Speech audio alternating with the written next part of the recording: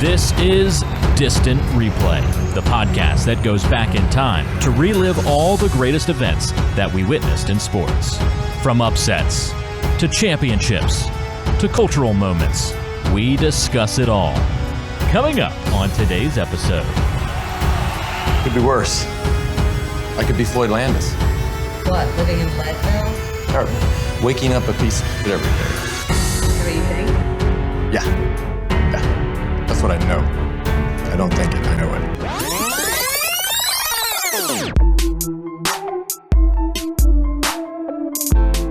it. Well, part two of the Lance documentary, I think, was about 20 times better than the first part, and that's what we're talking about tonight. We're going to get into everything that went into that second part, wrapping up the whole 30 for 30 on Lance Armstrong, the cyclist, Tour de France, 7-time Tour de France winner, or I guess former 7-time Tour de France winner, had all that stripped away because of the doping scandal. And that, I mean, we knew a lot about Lance, and I think a lot of people kind of followed that story because you had to as front and center. We learned a lot last night, and there's a lot of characters involved in this entire story. So we're talking about that today on Distant Replay.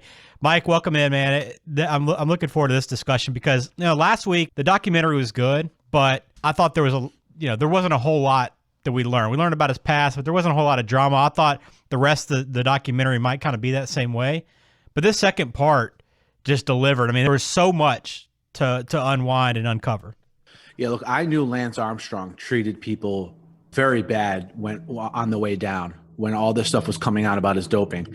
But how scorched earth he actually went on everyone, I didn't realize. And this, like you said, this second part of this documentary delivered in spades.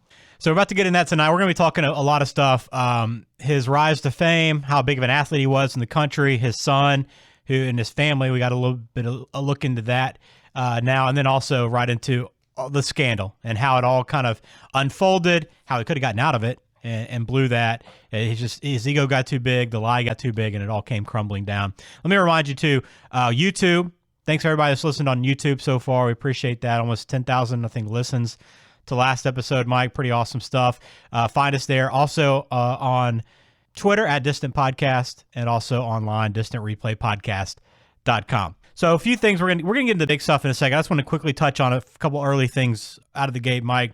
So first off, do you think, and I was thinking about this early on because they showed his rise to fame, Dave Letterman show, he was as big as a personality as Matthew McConaughey when they were hanging out in Austin. Do you think he was the biggest athlete in America at this time? I know we had Tiger probably right there, but I mean, I even think, Kobe's kind of rising to fame in the same period as well.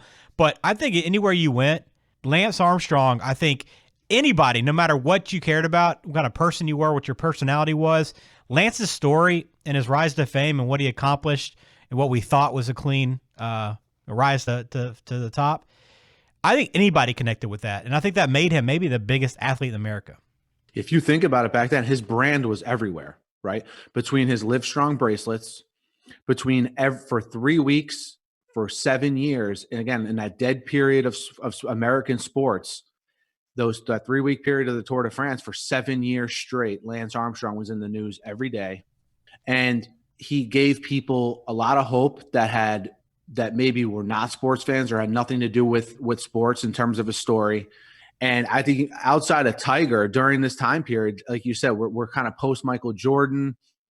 Kobe's maybe not, to the level that he would get to eventually in the mid to late part of the decade. I think during this time period, you could definitely make the argument that him and Tiger Woods were two of the most influential sports figures in this country. And it's hard to see that now, given how far he's fallen. And I think a lot of that had to do with the Livestrong campaign. And I think, again, it shows you why Nike's been so successful. I mean, their marketing team hit another home run with this. They brought it to him. Lance kind of laughed it off like this is not going to be a very big deal. I think they went on to sell like 80 million bracelets or something like that. And I think that tells you how big he was. I mean, even if you didn't know Lance and follow his accomplishments as a cyclist, you were aware of who he was because of these bracelets. I never had one, but I was probably in the minority, obviously, because it seemed like everywhere you looked in this time period, like the 2000s, especially as we were kind of rallying behind, 9/11 and everybody's trying to come together and, is about being positive and all this and fighting back and being resilient. Everybody had that bracelet. Yeah, I had that bracelet. And look, their goal was to sell 5 million and they sold 80 million. It's insane. That's insane. I mean, that's, it kind of reminds you of the Nike marketing with Jordan that we discussed in the Last Dance documentary, where, the popularity of Armstrong's brand completely blew through the roof on their expectations for the bracelet. And another thing you have to remember, I think they discussed very well in this documentary, is he hit a gap with his foundation in terms of there was a need for a voice for younger adults with cancer. Right. And he fulfilled that with his foundation. And that's one part of Lance throughout all of this that I think was genuine. I really do. I don't think he was using the foundation as a shield for everything else. I really don't. I think his intentions were good with the foundation. Yeah, I do too. And I think we even see that from Bonnie Ford, who's a big part of this. She covered Lance for ESPN.com throughout this period, and she said that too. That is the one authentic part, I think, of Lance through all this. And it sucks that he now is no longer a part of it, but he paid that. That's part of what he had to pay to overcome everything that he did, right? And that's kind of a penance that he had to pay. And I think maybe that's his biggest regret now, is not being a part of that organization anymore and that foundation, because it did really great things. I think it continues to. We don't hear about it nearly as much, but we hear about, and part of that, you mentioned the young, filling that gap of the young cancer survivor. You had the fertility conversation, which I thought was weird in the moment. I didn't really know where they were going with that, talking about how he helped bring awareness to that for some people, because nobody really realized when you get cancer, it affects your fertility, because like you said, I mean, most people don't get cancer when they're young, so you don't have that conversation as much, but he brought that to the attention of people, and that took us into his family, and we got to see his son Luke, which I didn't realize he played football at Rice. It's got to be a tough spot for him. Lance is I mean, seems like a pretty good father. He's involved with all their lives, even though he's been divorced. But I kind of felt a little bad for his son. I mean, I don't know. This was kind of, I guess, I didn't feel like it needed to be in the story. I kind of told the story a little bit about, at least talking about the conversation of would you be doping. His son said I never could do that for multiple reasons, but it was just kind of an awkward fit for me. I think you could have gone on with the story without that, but I guess if you're trying to tell his entire life in this documentary, that's a piece of it. Yeah, you could tell that his son felt very awkward, even having to do the documentary.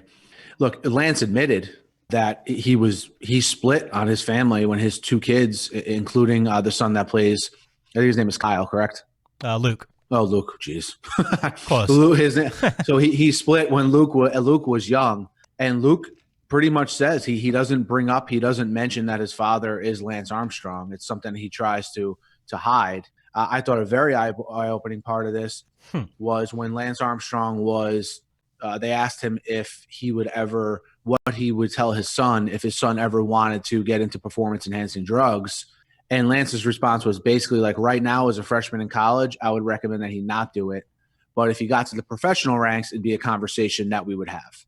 So despite this guy losing everything from performance-enhancing drugs, that tells me that given the right situation, he still doesn't think it's a terrible idea. Yeah, and he said that. I mean, and we might as well kind of, I don't want to go chronologically. There's so much to discuss here, but that conversation, I think let's have it. He still doesn't feel very much remorse for everything that happened. I mean, I think ultimately that's what we find out is, he says he'd do it all again if he had the opportunity. And, because maybe he didn't lose a whole lot. I mean, sure, he paid a lot of money in settlements and lawsuits, but I mean, ultimately he was still the biggest guy in the world and lived that life for a decade. I mean, how many people would give up? And he's still well off. I'm sure he still gets plenty of money, and he's got a podcast now, and I'm sure he's kind of rebuilding his brand. But how many people would give that up for that 10-year stretch that he had, maybe even 15-year stretch where he was on top of the world? And he doesn't feel guilty about it. I mean, that's what it simply comes down to. And I think that little nugget that he had with his son about PEDs, it kind of tells that story. So let's jump into that. So most of the story, and I think ultimately I would have been fine with this documentary being one part and starting basically with the scandal, right? His rise to fame, and then into every bit of that storyline with all the different characters, the backstabbing, the resentfulness, the just throwing people under the bus. I think that was the best part of it. If you're trying to tell Lance's story, you have to kind of tell everything. But I don't think you need that in this case. I mean, I think you just get right to the root of it, and this documentary stands on its own. Yeah, I agree with you. I don't think we needed four hours of this documentary, to be completely honest with you. The meat of it is everything they went over in this episode. And look, the bottom line is this, as you said, he does not feel as though he should be as vilified as he is. I think his thinking is, look, everyone was doing it, and why am I among some other cyclists being singled out for it? And I think that's a trade-off he'll take, like you mentioned, being one of the most popular people on the planet for a decade, as opposed to never reaching those heights, maybe if he didn't dope. Yeah. So let's run down a list of people that he threw under the bus, because the one thing we've learned in this episode, in this documentary, is that Lance is a bigger asshole than anybody thought, I think, unless you followed him closely. Right. Yeah. And I think, look, Jordan was worried about how he would come off in his documentary. Lance came off 10 times worse than Jordan ever did in his documentary. And it's because Lance not only was just not a good teammate, right? Competitive, sure, but also didn't really, I don't think he respected anybody around him. And we heard that today in this episode, last night, rather. When he talked about Tyler Hamilton, his teammate that had aspirations to be a Tour de France winner, and he was basically like, look, if you're on the team, you're there for me. You don't have any place. If you have any drive to win this thing, you have no part of my team. Get out of here. Move on. And a guy that has aspirations of being great, and you think that's a negative for his personality. I thought that was crazy, the way that kind of formed, and it really shows you everything that you need to know about a cycling team. But Lance's ego in that spot was just, it was kind of cringeworthy to watch. Yeah, he reported the guy to the UCI when he beat him in one time trial. Immediately. He immediately like, yeah, you may want to look into this guy. And you could tell, look, these cyclist teammates of Lance, they're all almost exactly the same in how they come across, and how they all seem very nervous when they're talking to the people who did the documentary. They all seem exactly the same from a personality standpoint. And you could tell that guy Hamilton was legitimately upset about it still. You could tell there was a lot of stuff he wanted to say, but he wasn't saying it. And going back to Lance Armstrong, what you said before, a comparison to Michael Jordan, Jordan's criticisms of his teammates were coming from a genuine place because they're all striving to get to the same goal. Lance Armstrong was almost the complete opposite. Yeah. It was like, hey, look, these guys can help me get to where I want to be. And other than that, I don't really have time for them, and I don't respect them. And over the course of time, you saw the fracture start to happen with his teammates, and it was all rooted there. I think had he treated his teammates differently, I think his life could have ended up differently if he just treated people with respect. Yeah, that's simple. I mean, and he didn't do that at all. But I guess with Tyler Hamilton, that story, I mean, I don't know that, I'm sure maybe within cycling circles that story was known, but that's never been officially confirmed that he turned in Hamilton. I mean, that's just the rumor. And Hamilton said that. The rumors, he called UCI immediately. And it seemed like Lance, I mean, he was in with the heads of the cycling world. The people that were overseeing this profession, they were, I mean, he was in their back pocket. They protected him to the bitter end. And this is just one example of it. When everybody else was getting busted around him, and they did everything they could to protect Lance. He was an absolute money machine. Mm-hmm. Call it for however you want. Even that guy, his buddy College, called him a money machine in this documentary. And I thought it was the best way you could put it. Between the foundation, between the sport of cycling and his popularity, between his brand and endorsements, it was a house of cards that, to the point where when he was on the brink of getting, and we'll get to later, when he was at the point of getting busted for good, you had like the heads of the cycling world giving him a heads up. It was a very, very, I can't name another sport that, one athlete had such an influence on just what we think and how we look at that sport as a whole. I think still even to this day, when I think of cycling, I still think of Lance Armstrong. I haven't heard it, I don't know about you, but. Yeah, no, I mean, exactly. And they even went so far as, we learned kind of now that, he went through this whole time without ever failing a drug test. And I think that's why everybody defended him and backed him up and believed him. because, he was at this highest level, and he always used that argument. Hey, you've tested me over and over and over again, and I continue to pass these tests. What else do you want from me? And now we find out that entire time, he probably had failed multiple drug tests. They just protected, and then that never got out. And I think we heard that from maybe Tyler Hamilton or Floyd Landis when he went on his spiel. Then we kind of figured that out. But in retrospect, he was just protected this entire time. And we get into this whole thing, by the way, with the quote on Floyd that kind of, I was, Sunday night, it's 9:30. I'm like kind of starting to wind down. I got an infant, so my sleep schedule's thrown off, and I'm kind of winding down. And then he hits me with that quote. It could be worse. You could be Floyd Landis. It just opened my eyes so fast, and I was like, "Holy cow! What happened with Floyd Landis?" Because I've heard the name and I kind of knew of the guy. Yeah. But how could he hate anybody that much? Yeah, I was like, what? I know Floyd Landis. I know that name, and then boom, we go right into Floyd Landis, who's kind of next. After Tyler Hamilton and some of his other teammates, Floyd Landis is really the guy that Armstrong, I think, sort of holds responsible for some things that happened to him. And my man, Floyd, man, oof. Floyd, you're going to be on TV, man. Maybe get a haircut and get a different shirt, maybe. I don't know. He seemed like in a bad way, Floyd Landis. Yeah. Very honest. And honestly, he's one of these guys in this documentary I felt a little bad for that sort of got taken down in Lance's wake. But, man, I don't know. Very eye-opening, the Floyd Landis part of this. Yeah, so they introduced it with Floyd, and we have to wait a little while to get to Floyd. So let's run down the list. We've already talked Tyler Hamilton, people that he's kind of thrown to the bus along the way as he's rising in flame, and the doors are kind of closing in, or the walls are closing in on him, and he's getting closer and closer to getting busted, and more people around him are getting affected. So Tyler Hamilton gets thrown to the bus. Then Greg LeMond, the greatest cyclist in American history before Lance Armstrong. This guy was pretty good friends with Lance, and he made a comment during the time. What Lance is doing right now is a miracle and the greatest comeback story of all time. But if he's not clean, it's the biggest fraud ever. And Lance took that as a personal shot, like maybe he's accusing me of something, where I think LeMond honestly was just like, listen, I think this is true, but we've heard a lot of stories, and if it's not, this is how I feel about it. And after that, Lance attacked him and basically went after his bike line that he had started and had a bunch of lawsuits and basically shut that down and kind of took away this revenue stream for him. And that's just another guy. And this was the story for him. Just attack, and just not only like it became personal for him, and not just to say a few things about somebody, but really like ruin their livelihood and really destroy them emotionally. Yeah, he went right after, he, like you said, he ruined LeMond's business, of the Trek line of bikes he had.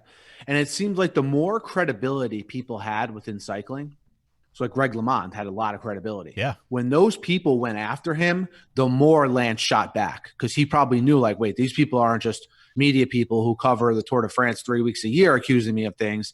This is one of the, besides me, this is the other titan of American cycling. Yeah, absolutely. So there's him. Then you had Emma O'Reilly, who this ends up being, who said the person that he feels worst about. And that says a lot, because he mistreated a lot of people on the way. She's the one that he felt worst about at the time. And she's the one that kind of treated a lot of these cyclists, physiotherapy. That's what she was doing with a lot of different teams, worked with him. And she made the comment, when it came out that she had dealt with this with Lance. And that was kind of, I think, the first kind of crack in the foundation was when she came out and kind of made those accusations that she had seen it happen, or he asked her to cover up the needle marks and all this. And then he attacked her personally from the jump, even calling her a whore in a press conference. Yeah, that was brutal. That was bad. Calling her that. That was bad. That was another eye-opening part of this, when he called her, he called her that name in the middle of a press conference. This lady reminded me of, remember Brian McNamee? You remember that name? Yeah. That's who this reminded me of. It was the first person in the inner circle of Lance that had access to him on a day-to-day basis that went public with accusations, right? Remember when McNamee made those accusations against Clemens and Pettit, and then things started to really snowball from there? That's what this reminded me of. Now we have someone on the inside who deals with him every day that is making accusations that people who aren't on the inside have made for quite some time. Right, exactly. and I think that's again why he fired back so strongly and try to really destroy her credibility along the way. And I mean, like, and it's one of those positions, like, who you going to believe, right? A trainer or Lance Armstrong at this point, right? And it kind of destroyed her and wrecked her as well, and probably took her a long time to recover. Then you had the Simeone incident on the bike, okay? Another Italian cyclist who did some things, and Lance even took it upon himself during a race, during the Tour de France, to ride up on him and talk to him during the race. And this even got caught on TV, a big deal about this. And everybody, I think, from the cycling profession thought this was maybe the worst thing he ever did. And I think he also felt bad about it as well. But another life that he ruined. I mean, this guy lived with this, as he said later, for a decade, because this was the only thing he was known for, because Lance did this. This is the only justification for him doing what he did to that woman and calling her that name and ruining her, and what he did to Simeone is, at this point, he thought he could get away with anything. That's the only explanation for it, really. And you have to remember, now it's easy to say, oh, what a liar and what a creep Lance Armstrong is. But as we went through before, these are people going at one of the most popular athletes in the world. And I think a part of this documentary that was eye-opening to me was just how sort of courageous these people were to do this for the good of their sport at this time, Right. And it's something that I know I'll remember from this documentary probably more than anything about Lance Armstrong.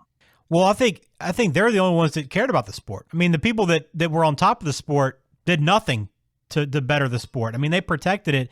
They're the ones, I mean, they're just as responsible for everything that happened, I think, as anybody, because they let him get away with all this, and we learn more and more about that as we see this thing go on, is that if he didn't have the protections from high up across the board, this guy wouldn't have been acting like he did all the time, but he felt untouchable at that point. But look, we fast forward to 2005, and this guy's sitting on the podium for his 7th time, okay? And he's even lecturing people on his way out, okay? He's on the podium talking about, for all the people, all the doubters and all the cynics, this is for you. You just can't accept a good story, blah, blah, blah, blah, blah. And he's doing this on his way out, knowing, I mean, again, he's saying all this stuff, knowing how guilty he is and how much of a lie it is. But he said it so often, he probably believes it at this point. But he lectures it on his way out, but he's out, Mike. He's out the door and he's clean, right? He retires. There's nothing else that's going to happen to him because there's no drug test going to be applied to him because he's out of the game. Sure, some stories may come out later, but it doesn't matter because he's been protected this entire time. Nothing could go wrong, and he was in the clear. But 2 years later, he decides to come back. What? I mean, I didn't realize this part of it, and this is how he got busted. But what was he thinking? Ego is the only real explanation. Ego. He had a tremendous ego. 7 straight Tour de France victories, right?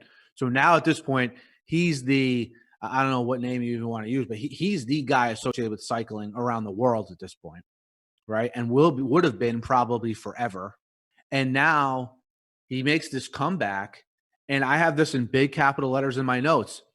If he doesn't decide to make this comeback, still to this day, he's probably a powerhouse brand bringing in I don't know how many millions of dollars a year, because all these organizations, as we're going to get to, that including the federal government, that would begin investigating him, they're not going to investigate someone who's no longer playing in the sport.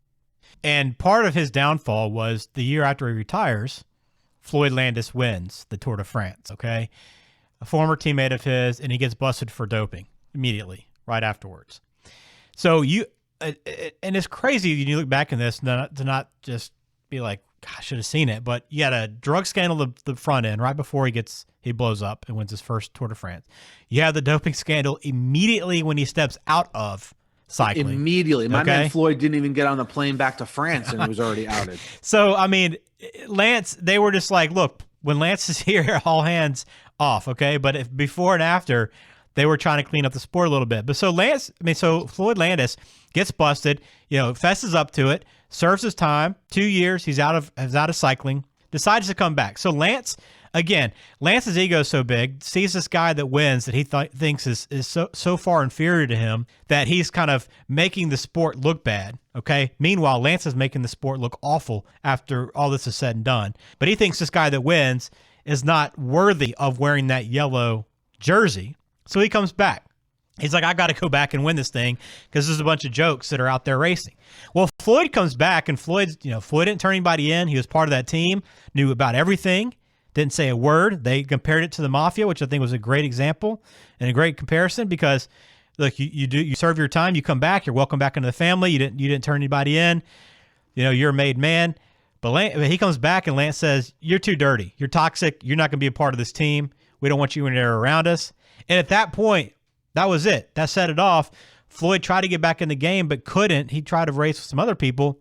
But for him, what else are you going to do at that point, Mike? When you did everything you needed to do, were a great teammate, had your one title stripped away when Lance has 7 that were never touched, and you come back to try to rejoin them and just to race and ride, and this is how you're treated? Yeah, this plan that Lance had to come back was foiled in a lot of ways. First thing is Floyd Landis. Look, they went through in this documentary, Floyd Landis, I went through before how all the cyclists were kind of just guys who seemed like they wanted to ride their bikes and not talk to anyone else. Floyd Landis was the only one with an edge to him. Right. So if you're going to do this and come back and carefully plan your comeback when you know you're doing what you're doing, you don't then light a match to a guy like Floyd Landis. Even the coach of Armstrong's team even mentioned that they knew he was, they knew that Landis, it was like lighting match to a fire when they told him he couldn't participate. But on the flip side, they wouldn't have been allowed entry into the Tour de France if he was on the team. So that was the first part of the foiled plan of this comeback. And secondly, it didn't really seem like there was like a great plan for the team he was going to come back to. No. Wasn't he on the team with a bunch of guys from Kazakhstan or something like that? Yeah. It didn't really seem like there was, this documentary went into the importance of the team, that you're all supporting the team leader. And it kind of seemed like they all kind of knew that this other guy on his team, Contador was the guy. So why bring Lance back if you knew he wasn't going to be the guy? It doesn't make his comeback didn't make sense on a lot of levels. Right. But even from a cycling sports standpoint and the day-to-day running of the Tour de France, it didn't seem to make sense either. No, it didn't. So Floyd, as he gets rejected, turned away, he's pissed. And as you mentioned, he's the only outspoken one. He's like, look, I'm not going to stand for this anymore. He draws up an email. We've all done it, right? We craft a draft and we write out a long draft. Hey, this is what I feel. This is what I think. But you kind of just, should I send this? Should I not? Once it's out there, you just sit there and stare at it. You maybe even sleep on it at night. Who knows? Yeah. Well, Floyd kind of laid out, not everything, but he put in a lot of detail. Had this thing fired up, ready to go. Kind of sits on it, waits, and decides, let's hit send. Boom, fires it off. Email sent. Doors opened. He said, I didn't think much about it for, about a week. And then kind of when the story came out, first kind of reports, then that was the beginning of the end. And he was able to lay out everything, right? He said he didn't have any tests, but he had all the details for the stories. I'm going to give them everything. They can choose to believe it or not, but it's going to be so detailed that either you're going to believe it or you'll be entertained one way or the other. It's going to be that good. And that started the investigation. But again, Mike, Lance, being kind of the untouchable person, the feds, after 2 years of investigating, the FDA looking into this whole thing, they decided to drop the case. And again, we don't have any confirmation, but the feeling is somebody high up in the government told the Justice Department, said, listen, let's don't pursue this any further. Close the case. Let's move on. Yeah. Again, he got away with it. But what this investigation did was sort of planted the seed that, like you said, the pretense of which the investigation was ended was a little bit fishy. And it sort of led USADA to say, well, you know what? We're not really comfortable with the way this ended. We'll pick it up from here, which again would not, I know we keep on mentioning this, but would not have happened if he didn't try to make this half-brained comeback. You think someone in his circle would have said, hey, look, man, you got a really good thing going here. There's been whispers for years about what you're doing. Maybe maybe pump the brakes a little bit and really think about this. But you couldn't tell this guy anything, right? And maybe is what made him good in cycling in the first place. But, then we get into this investigation by USADA. Yeah, the U.S. Anti-Doping Agency is like, I'm just going to pick it up and have these guys that already have been interviewed tell me their story, and we'll give them, we'll make sure they get cleared, right? And he goes to everybody, and they sit down and talk with everybody along the way, and they get all the information again. And I thought it was, again, like you mentioned a little bit ago, it's crazy to me that, Lance is out in Hawaii doing his thing, just kind of just getting away from everything. And then he gets a call from the UCI like, hey, this is coming down. It's not good. The fact that he gets a call from the head. It's like the FBI tipping a fugitive that, hey, they're coming after you. It's wild. I mean, in crazy. any world, and again, like, I don't know. I didn't really, I never really read a ton about Lance after the fact, knew the story, knew, that he got busted. He's another in a long line of athletes that used PEDs during this time period. But I don't know that it was ever reported just how protected he was along the way and how these relationships were just absurd. And because of that, we got everything that we got. But I don't think that a lot of these details were there. And I think this is what was so good about the documentary, is learning just how in he was and how protected he was with so many people high up, that he felt he could do no wrong and played that defense until the bitter end. But after this happens, he decides he's going to go on Oprah. What'd you make of that decision to not tell anybody and just go tell your story to Oprah? Look, there's a reason that really famous people have agents, managers, PR people, all of which were in this documentary, and all of which flatly said they had no clue he was going to go on Oprah until he was already like on his way to do it. Look, he made a lot of bad decisions. Obviously, now he's in full kind of let's see if I could salvage anything mode.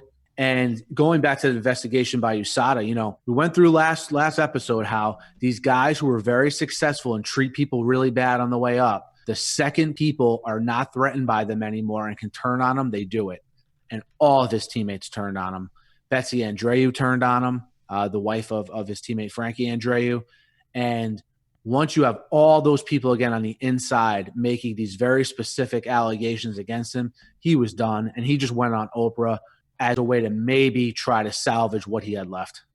Yeah, and he said he wanted to tell his story his way, which I guess makes sense. He's going to be deposed shortly after this because of everything that's coming out, and he's going to be telling it in court. So why not, do it here in his own way? But I don't know, man. It was tough to watch, and you see all the relationships that he had and all the people that he burned along the way, and it's weird. Like the only time he got emotional about all this was talking about Jan Ulrich, right? And this guy that he competed against early on in his first few tour wins until he got busted for PEDs and immediately just was gone from the sport, but went back home and was in Germany, and eventually everybody I don't know what all happened. They said he got thrown on the bus. His country didn't look out for him.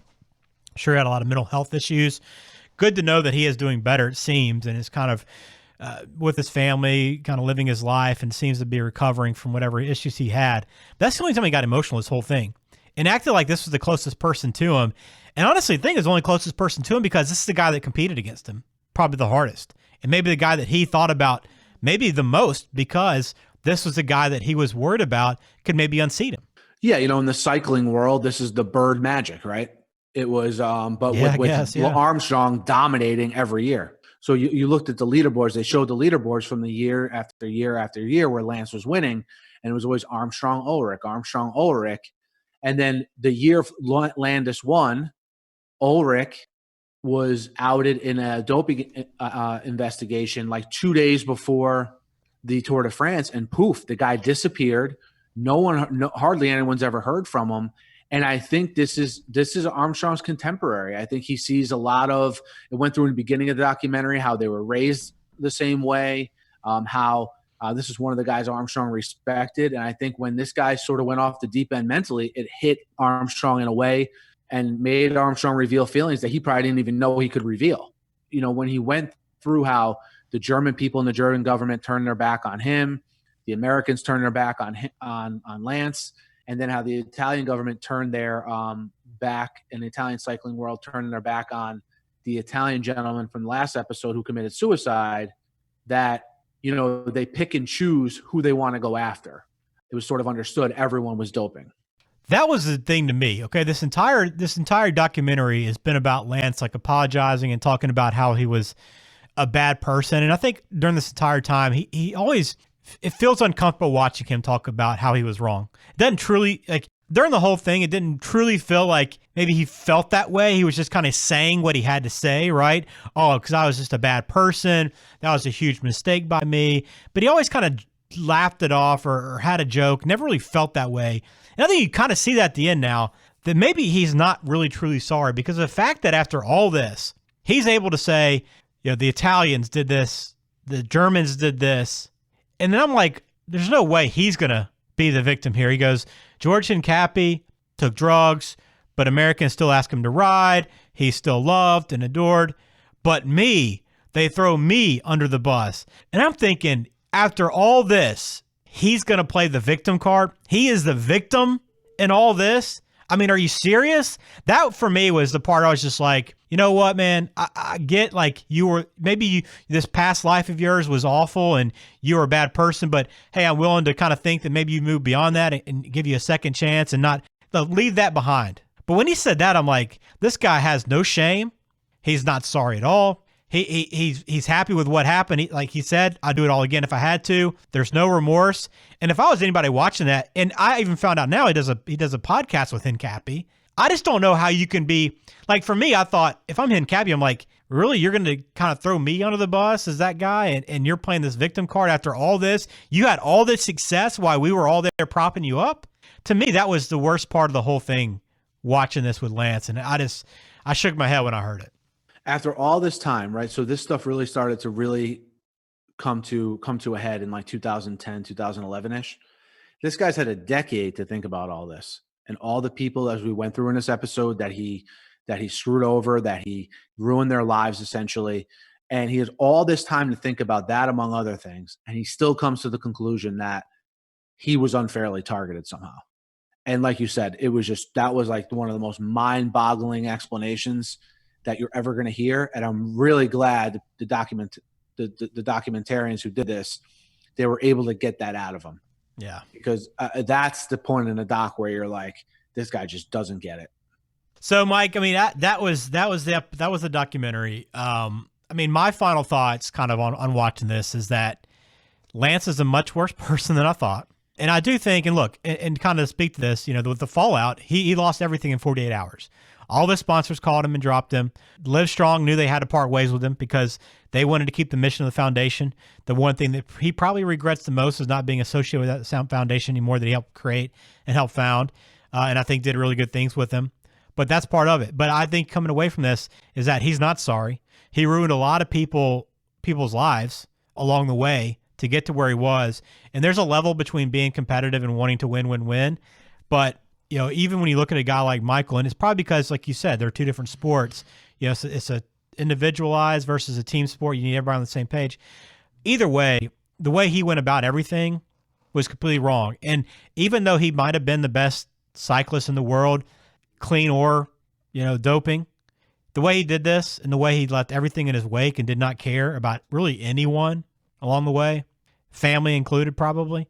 I don't know, man. It's tough to like this guy at all. And I didn't really go into this with any ill feelings towards Lance. I was like, you know what? He's a doper like everybody else during that era, right? I mean, he was a victim of the era essentially. But when I watched this, I'm like, nah, this was a different thing altogether. Yeah, doping scandals in American sports are not unique, right? There's been a lot of them in different sports, but there's been no one I can think of that went scorched earth, as I put it at the beginning of the podcast, like this guy did. You go into it knowing, all right, I'm probably not going to like the easiest take to have after this documentary is, well, Lance Armstrong's not a good guy, but he did nothing during this documentary to make me think otherwise. No. So I know it's an easy take to have, but I don't see how you could watch this and have any other feelings about this guy other than that he just, all these years later, he just still doesn't get it. I mean, it sounds like the guy's lost almost everything, and he's just one of these guys who's never going to get it. And again, it's a shame because he inspired so many people, and to have it all sort of come crumbling down like this, it's really tragic. Yeah, it's a shame, but that's the documentary, man. I thought it was a really good one overall, and one that I'm glad I watched because I learned a lot about Lance and man, had such a different opinion on him after the fact. So we'll continue hitting some documentaries up along the way with the Distant Replay podcast. We'll get into some games as well, start watching games again, going back and doing that. But a lot of fun, Mike, on this episode. Let me remind everybody, Again, distantreplaypodcast.com. We'll have show notes for this episode plus past episodes. Our YouTube channel. Thanks everybody that's listened and subscribed over there as well. And then also on Twitter, Distant Podcast. Mike, enjoyed it, man. This was a good conversation, and there's a lot we could talk about, and I think we covered most of it. Yeah, this was this is a very eye-opening documentary for me because, again, I went into it not knowing much about the cycling world. Came out of it a lot more knowledgeable about cycling and about Lance Armstrong. And thanks for those of you who have found us here in the last week. We've had quite a few of you find us through this documentary. And we hope that you stay with us and subscribe, and we'll see you soon.